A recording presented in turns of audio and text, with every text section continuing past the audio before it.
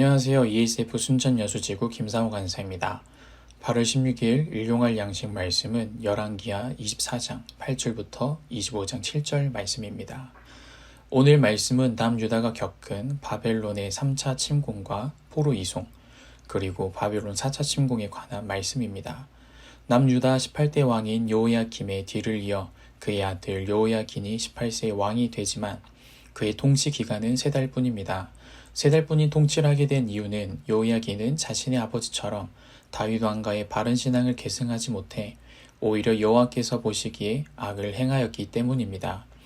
여호야긴이 3달뿐인 왕이었지만 선지자 에레미야와 하박국을 통해서 심판과 회개의 메시지를 충분히 들었었지만 이를 믿지 않고 오히려 당시 거짓 선지자들의 말을 믿었습니다.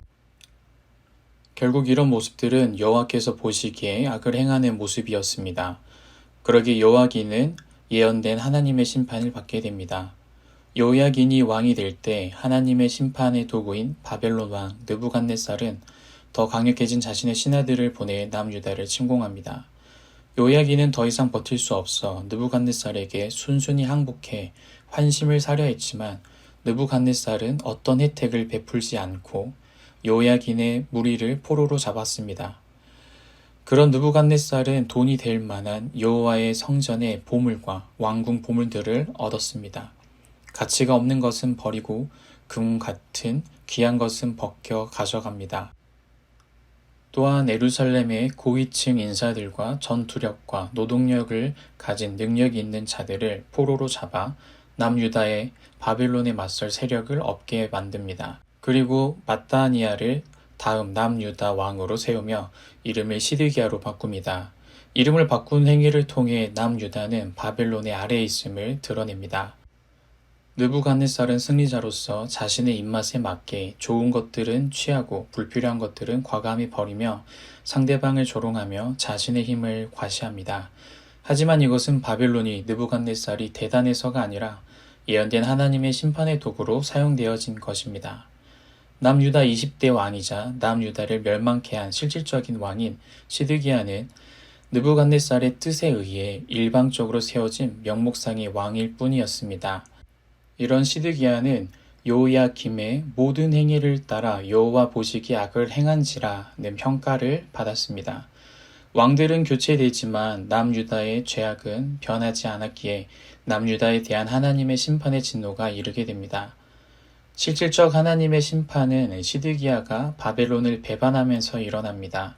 에레미야 선지자는 시드기야가 바벨론을 배반함으로써 온 유다 백성이 죽음을 당해 멸망할 것을 예언했습니다. 바벨론 군대에 항복하는 길만이 성과 백성들을 파멸해서 구원할 수 있는 유일한 방법임을 에레미야 선지자는 호소했습니다. 하지만 시드기야는 이를 듣지 않았습니다. 시드기야가 잘못된 외교 정책을 취하게 된 데에는 당시 거짓 선지자들은 하나님의 이름을 사용하며 다윗의 후예가 다스리는 남유다는 멸망하지 않고 오히려 남유다가 바벨론을 꺾을 수 있다는 잘못된 예언을 함으로써 시드기야가 듣기에 좋은 말들을 하며 판단력을 어둡게 만들었습니다.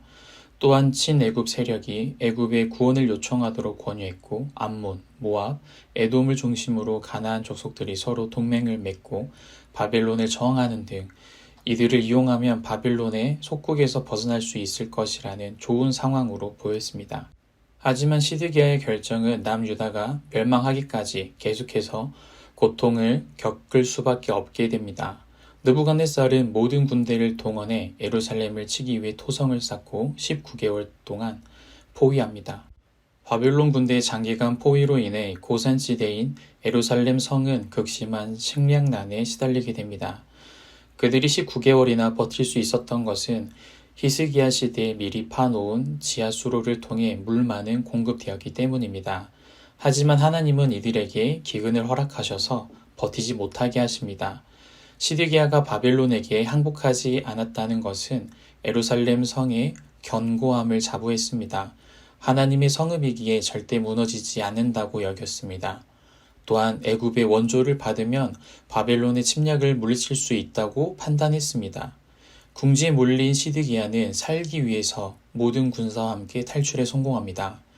하지만 바벨론이 쫓아오니 군사들은 왕을 버리고 살기 위해서 흩어집니다.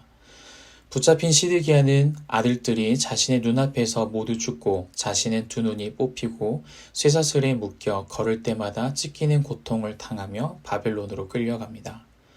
여호야긴과 시드기야는 여호와 보시기에 악을 행하는 악한 왕들입니다. 남유다가 죄악의 길을 걸어 심판을 당할 수밖에 없지만 인간적인 방법으로 살아갔습니다. 하나님이 원하시는 것은 하나님의 심판을 예언하게 해 회개하고 죄악된 길에서 되돌아오는 것입니다.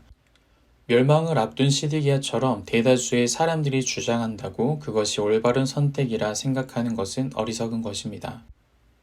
듣고 싶은 말을 해주는 사람의 말을 따라가는 것 또한 어리석은 것입니다. 죄악된 다수의 목소리보다 하나님은 한 사람, 에레미야 선지자를 통해 살 길을 알려주십니다. 인간적인 방법을 모색하기보다 믿음을 가지고 오직 하나님께만 나아갑시다. 하나님께 나아갈 때 분명히 우리에게 살 길이 열립니다. 오늘 또 하나님 안에 소망을 두며 하나님의 인도하심을 경험하시는 은혜의 삶이 되시길 소망합니다.